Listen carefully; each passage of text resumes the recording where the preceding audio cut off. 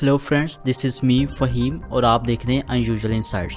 Malik family Haryana के रोहतक जिले के विजयनगर में रहती थी। खानदान पूरा था मगर घर खानदान में किसी बात की कोई कमी नहीं थी। फैमिली में प्रदीप मलिक के अलावा उनकी बीवी बबली मलिक, 20 साल का बेटा अभिषेक मलिक और 18 साल की बेटी नेहा मलिक रहा करते थे। ये वाकया 27 अगस्त साल 2021 का है। अभिषेक अपने घर से बाहर एक होटल में अपने दोस्तों की पार्टी दे रहा था। बाकी दोस्त तो दावत उड़ा रहे थे, लेकिन अभिषेक का दिल पार्टी में नहीं था और इसकी वजह ये थी कि वो बार बार अपने घर पर फोन कर लगा रहा था, पर उसके घर में कोई भी फोन नहीं उठा रहा था। घर में उसका माँ बाप बहन के साथ नानी भी मौजूद थी, लेकिन घर पर बात नहीं हो पा रही थी। आखिर क्यों अभिषेक के घर में कोई फोन उठा नहीं पा रहा था, जानने के लिए बने रहिए हमारे साथ इस वीडियो में बिल्कुल आखिर तक। अभिषेक लगातार फोन ट्राई करता रहा, फिर कार से अपने घर के लिए निकलता है। रास्ते में वो अपने चचा जी से बात करता है और उनसे कहता है कि घर में कोई भी उनका फोन पिकअप नहीं कर रहा है। चचा जी ने उसके घर के बगल में ही रहा करते थे। वो जब घर पर पहुंचते तो घर बाहर से लॉक था, लगा कि घर के लोग कहीं बाहर गए हुए हैं। चचा जी ने आसपास और दूसरे रिश्तेदारों को फोन करके पूछताछ की, पता किया कि फैमिली कहाँ गई है, लेकिन तब तक लगभग 2 बजे अभिषेक अपने कार से घर पहुंच गया था। अभिषेक उनके पास आता है। दरवाजे को बाहर से लॉक देखकर अभिषेक से एक बाहर की तरफ बनी हुई सीढ़ियों से घर की फर्स्ट फ्लोर पर गया और ऊपर के दरवाजे को खोलने की कोशिश की, लेकिन वो भी बाहर से लॉक था। उसने फोन करके रूह तक के सांपला में रहने वाले अपने मामा जी को सारी बात बताई, तो मामा जी ने कहा कि इनके दरवाजे तोड़ने की कोशिश करो, तब तक मैं पहुंचता हूं। अभिषेक ने दरवाजे को 4 से 5 धक्के मारे और दरवाजा टूट गया। अभिषेक ने जैसे ही कमरे के अंदर कदम रखा तो वो कमरा उसकी बहन नेहा का था। वो पलंग पर मुर्दा हालत में पड़ी थी। ये देख कर अभिषेक की चीख निकल गई।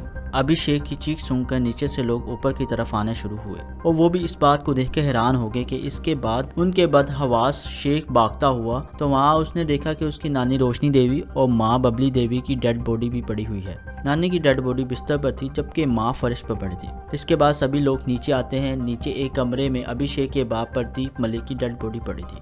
उनका फोन भी उनके कान के नजदीक ही पड़ा हुआ था। ऐसा लगता है कि कातिल ने फोन पर बात करते वक्त उन पर हमला किया होगा। उन्हें 2 गोलियां मारी गईं, एक गोली सर पर और दूसरे चेहरे पर। कुल मिलाकर अभिषेक को छोड़कर पूरा खानदान ही खत्म हो गया था। पुलिस को फोन किया जाता है, पुलिस वहां पहुंचती है, एम्बुलेंस भी वहां पहुंचती है। चारों डेड बॉडीज को पुलिस ने कब्जे में लेकर हॉस्पिटल ले गए। हॉस्पिटल जाके पता चलता है कि नेहा की पिल्स अभी भी चल रही हैं। वो मरी नहीं थी। उसे आईसीयू में रखकर उसका इलाज किया जाता है। अभिषेक की हालत तो कुछ बोलने की हालत में नहीं थी।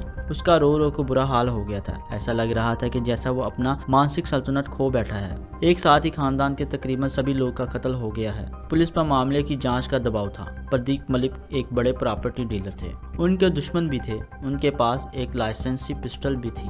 साथ ही वो अपने साथ गन मैन लेकर भी चलते थे। पुलिस इस मामले के सभी एंगल से जांच कर रही थी। सभी घर वालों की डेड बॉडी में एक बात कॉमन थी कि सभी को काफी नजदीक से गोली मारी गई है, जिसे देख के इस बात का शक होता था कि इस पूरे वाकये में घर का ही कोई आदमी मुलव्विस है। घर के और इसके आसपास के सीसीटीवी कैमरे खंगालने के बाद ये जानकारी भी मिलेगी कि बाहर से कोई भी आदमी अंदर नहीं आया है। घर के आदमी पर डाउट करने का एक कारण और भी है। जब अभिषेक घर आया तो घर के दरवाजे बाहर से लॉक किए गए थे।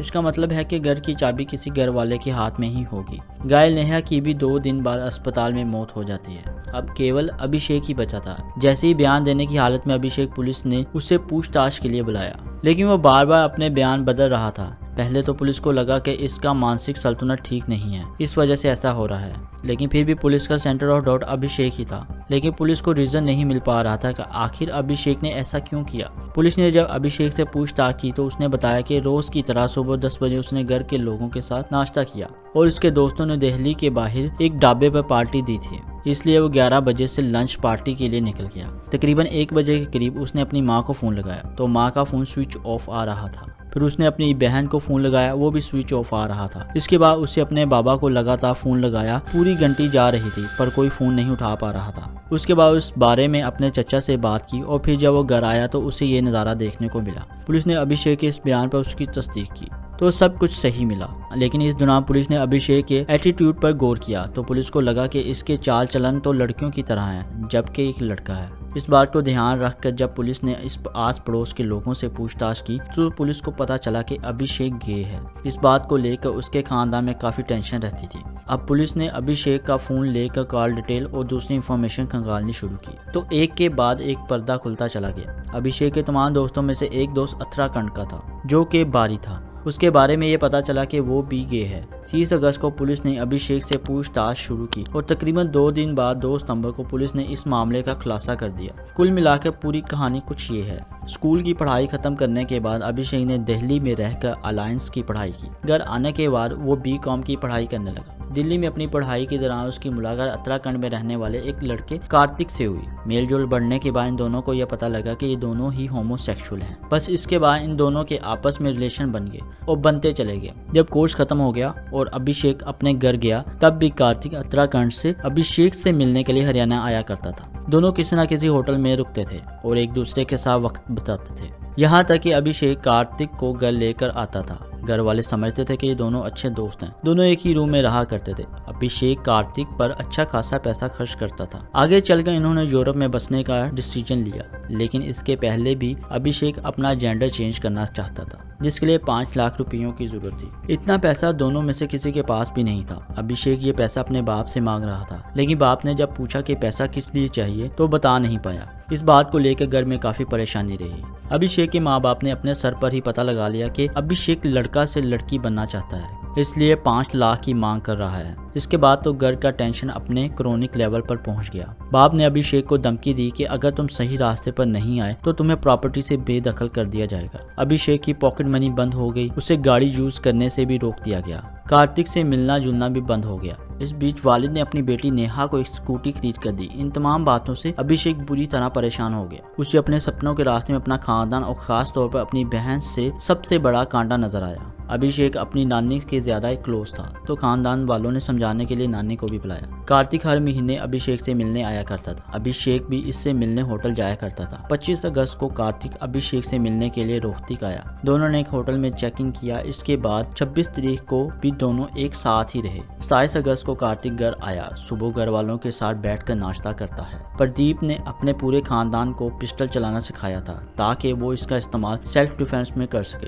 लेकिन अभिषेक के बाप प्रदीप मलिक ने कभी सोचा नहीं होगा कि वो अपने जिस बेटे को खुद ही बंदूक चलाना सिखा रहा है, एक दिन वो इस हुनर का इस्तेमाल उनके खिलाफ ही करेगा। नाश्ता करने के बाद अभिषेक अपनी बहन के कमरे में गया और टीवी ऑन कर दिया। बहन के करीब जाकर उसके सर पर गोली मार दी। इसके बाद अभिषेक ने नानी को स्टार पर नई धुन सुनाने के लिए अपने कमरे में बुलाया और नानी को भी गोली मार दी। इसके बाद वो किचन में माँ बाप के पास गया और माँ ने पूछा नानी कहाँ है, तो इसने बताया कि वो मेरे कमरे में है। इसके बाद माँ अभिषेक के कमरे में गई तो अभिषेक भी पीछे पीछे गया। वहाँ जो कुछ देखा तो हैरान रह गई। वो जैसे ही पलटी, अभिषेक ने अपनी माँ को भी गोली मार दी। फिर नीचे आया और अपने बाप के पास आकर बैठ गया। बाप फोन पर बात कर रहे थे। जैसे ही बाप का फोन कट हुआ, अभिषेक ने उनके सर पर भी गोली मार दी। उसे लगा कि शायद बाप अभी मरा नहीं है। उसने उन्हें एक और गोली मारी। इसके बाद उसने घर और गाड़ी की चाबी ली, गाड़ी को बाहर निकाला और निकल गया। पिस्टल का लाइसेंस नहीं था और इसने इसे नाले में फेंक दिया। बाहर से ताला लगाकर चला गया। उसने ये सोचा था कि जब मेरे खानदान का कोई आदमी जिंदा ही नहीं रहेगा, तब वो बड़े आराम से यही अपनी जिंदगी गुजारेगा। सारी प्रॉपर्टी उसकी होगी और उसे यूरोप भी नहीं जाना पड़ेगा। सारी कहानी जानने के बाद पुलिस ने अभिषेक को अरेस्ट करके 5 दिन की रिमांड पर लिया। अभिषेक ने बताया कि उसे अपने किए का कोई पछतावा नहीं है। वो चाहता है कि जेल में जहां भी रहे उसके साथ कार्तिक भी रहे। साल 2021 के दिसंबर महीने में इस मामले को हरियाणा स्टेट की क्राइम ब्रांच को सौंप दिया गया। फिलहाल मामले की जांच चल रही है। कार्तिक का कहना है कि उसे भी अभिषेक के द्वारा किए गए जुर्म के बारे में कोई जानकारी नहीं है। तो दोस्तों, ये थी मलिक फैमिली के कत्ल की पूरी कहानी। वीडियो पर अपनी राय कमेंट में जरूर दीजिएगा। आप लोगों के साथ मुलाकात होगी अगली वीडियो में। तब तक के लिए अपना बहुत ज्यादा ख्याल रखिएगा।